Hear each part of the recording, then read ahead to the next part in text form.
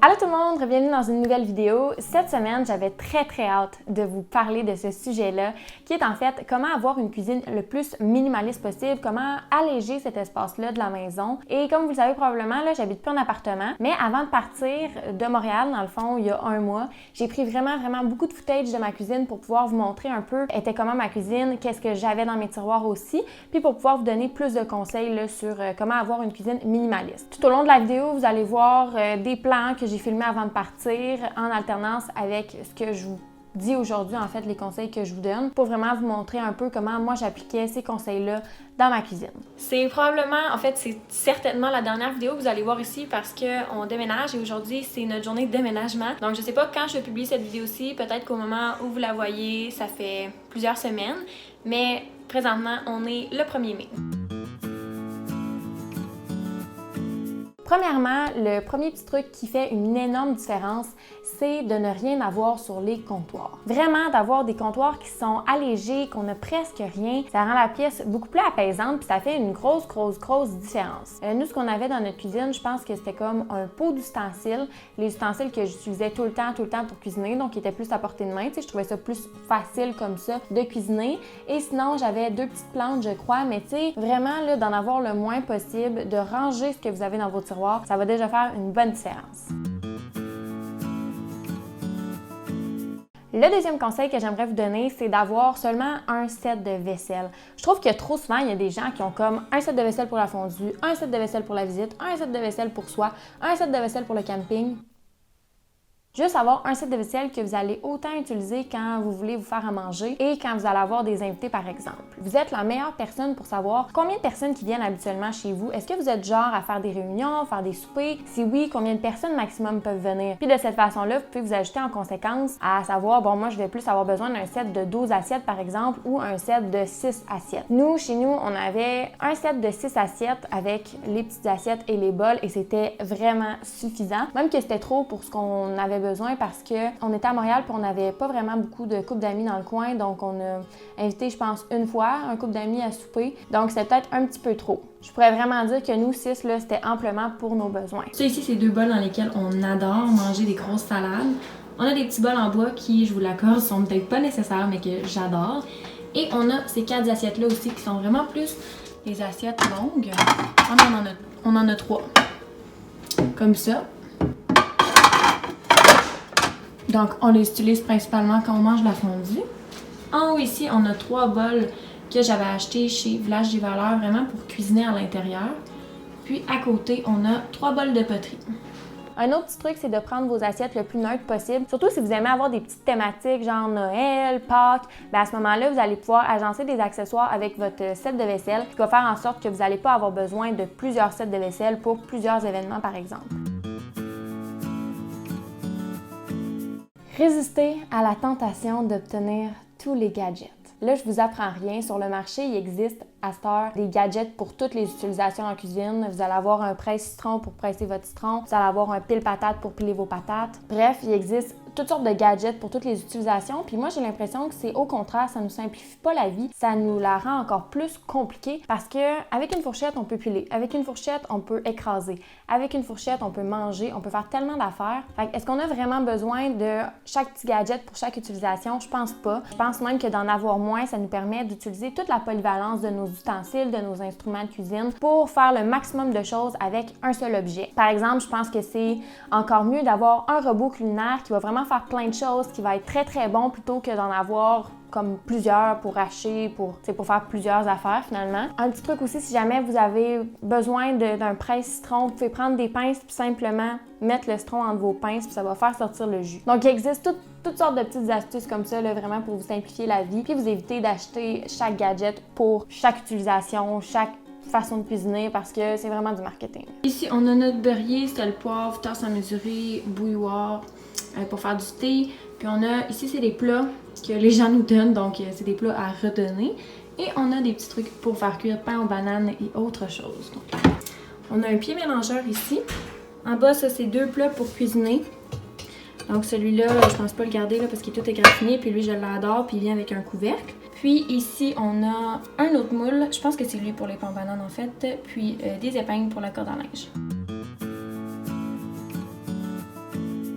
à l'aise avec les tiroirs vides. Ça, j'ai l'impression que c'est quelque chose que les gens ont bien de la misère. Dès qu'il y a une pièce qui est vide, un tiroir qui est vide, le premier réflexe, ça va être de remplir le vide, de combler cet espace-là. Par contre, on est tellement bien quand il y a des espaces vides, quand il y a des grandes pièces aérées. C'est la même chose avec les tiroirs. Moi, je considère qu'on n'a pas besoin de remplir nos tiroirs de stock. Essayez de un petit peu vous acclimater à ça, de voir un tiroir à moitié plein, un tiroir à moitié vide, de voir peut-être quelques tiroirs justement qui n'ont pas de stock dedans parce que pour l'instant vous n'avez rien à mettre dedans, puis de vous sentir à l'aise avec ça. Moi, c'est un petit truc que je faisais, on avait quelques armoires qui étaient vides, puis je vivais bien avec ça.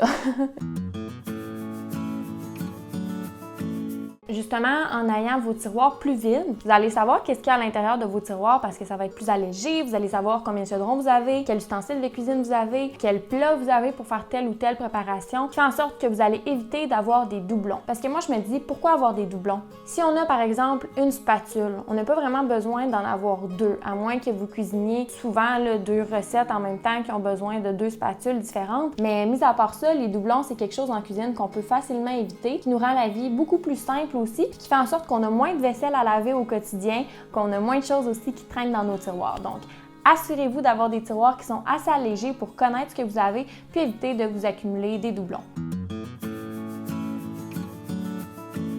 Avoir une batterie de cuisine qui est raisonnable aussi, j'ai l'impression que quand les gens s'en vont en appartement ou en maison, souvent ils vont acheter comme la totale, la grosse batterie de cuisine. Mais est-ce qu'on en a réellement besoin? C'est propre à chacun. Moi, je sais que j'en avais pas besoin. Sur un four, on a 4 ronds, hein? Donc c'est bien beau avoir 8 chaudrons, mais tu vas jamais les utiliser en même temps, tes 8 chaudrons. Je vous conte ici une petite anecdote. Nous, quand on est partis en appartement, on avait un gros chaudron là, que ma mère m'avait donné, ça fait quand même longtemps, que j'avais traîné à Jonquière avant d'aller à Montréal.